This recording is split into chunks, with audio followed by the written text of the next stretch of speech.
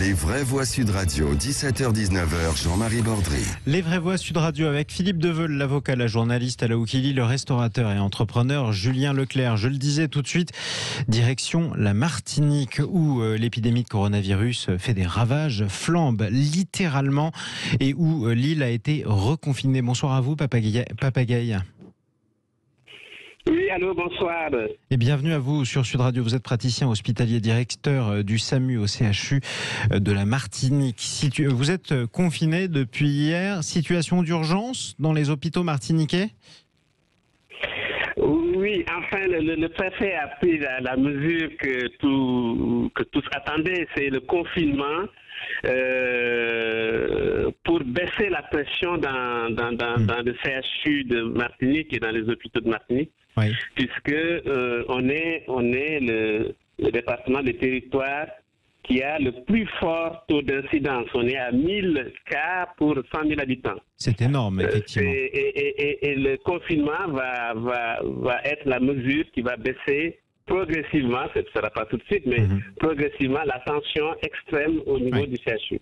Quelle est la tension justement extrême au niveau du CHU ? Vous avez parlé du taux d'incidence, ça c'est les contaminations dans vos services ? Oui, le taux d'incidence, on comprend qu'il y a beaucoup de malades du Covid, mais ce qu'on a vu, c'est en 2 semaines, l'hôpital, ou en 3 semaines, l'hôpital qui avait 0 cas de Covid, il y a 140 patients hospitalisés en médecine pour Covid. Oui. La réanimation où il restait encore quelques cas de Covid, notamment de patients guyanais, est passé à 24 patients Covid et tous les jours, c'est 3 patients graves hospitalisés. Et ils ont quel âge ? Ce pas des patients très âgés, c'est des patients relativement jeunes, entre 30, voire même des patients de 25 ans sous assistance respiratoire. Et vous vous y attendiez pas du tout. Il vous reste combien de lits de réanimation libres ? On peut monter encore les nombres de lits de réanimation comme on l'a fait lors de la première vague, mais l'adéquation des lits avec le personnel soignant qualifié devient très problématique. Donc actuellement, on peut monter encore on est à 24 malades, 24 lits, mais le personnel n'est pas suffisant pour continuer à monter. Il vous faut des renforts. On attend certainement le concours de l'armée pour mettre des lits de réanimation supplémentaires. Situation d'extrême urgence. Pour diminuer la tension, il y a aussi des organisations d'Evasan, c'est-à-dire des patients Covid qu'on va mettre dans des avions pour les ramener vers Paris ou région parisienne. Voilà, tout simplement. Pourquoi la population martiniquaise est-elle moins vaccinée qu'en métropole ? 20% à peu près de la population est vaccinée en Martinique. Si je ne m'abuse, un Martiniquais sur 5, on est à peu près à 1 sur 2 en métropole en général. Comment ça s'explique, Papagaï ? Oui, ça s'explique. C'est complexe.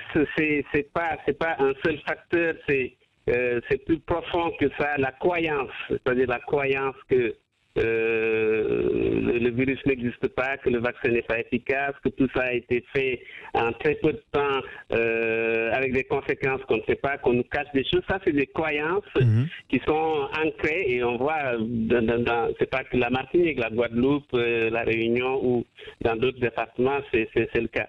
Puis, il y a le fait aussi que... et là, on est monté au créneau, nous les médecins, pour expliquer que ceux qui sont en réanimation en ce moment ou en médecine sont des personnels qui sont les moins vaccinés ou pas du tout vaccinés, qui sont hospitalisés. Et donc, pour lutter contre cette croyance, il faut plusieurs actions et c'est pas simplement l'action scientifique ou l'explication scientifique qui marche. Bien sûr, en toute logique. Alaou Kili ? Eh bien, justement, je me demandais à quels autres moyens vous pensez pour inciter les personnes non vaccinées à le faire. Et est-ce qu'il y avait, vous sentiez qu'il y avait plus un sentiment de défiance que ce qu'on qualifie parfois d'ignorance ou de peur ? Oui, il y a les trois. Il y a le sentiment de défiance, c'est sûr, qui est ancré sur certaines populations.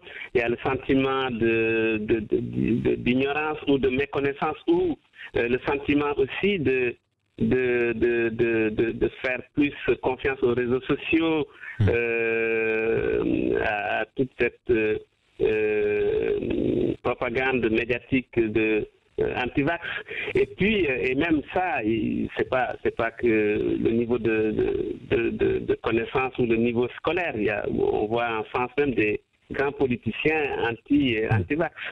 Mais il y a aussi, je pense, le fait que dans toute démocratie, qu'il y ait des personnes contre, mais que ça soit la majorité, c'est ça qui est un peu embêtant, et les actions vont encore continuer.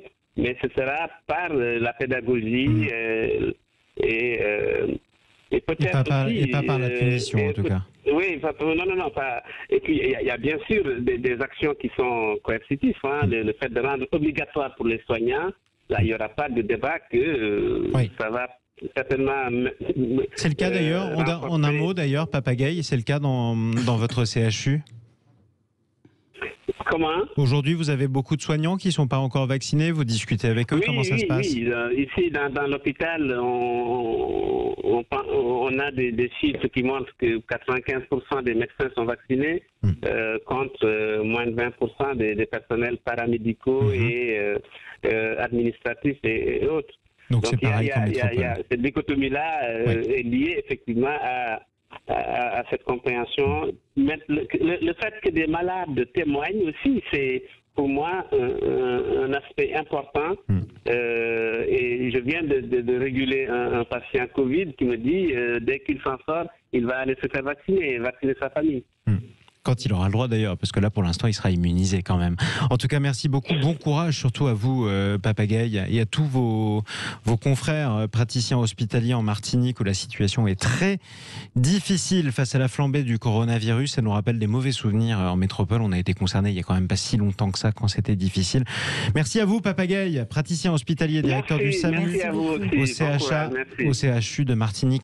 Et bon courage, surtout à vous. Restez sur Sud Radio, les amis, avec Philippe Deveul, Julien Leclerc et à la Oukili. On revient dans un instant, on va parler d'un autre phénomène qui touche aussi la Martinique, mais tous les départements de France.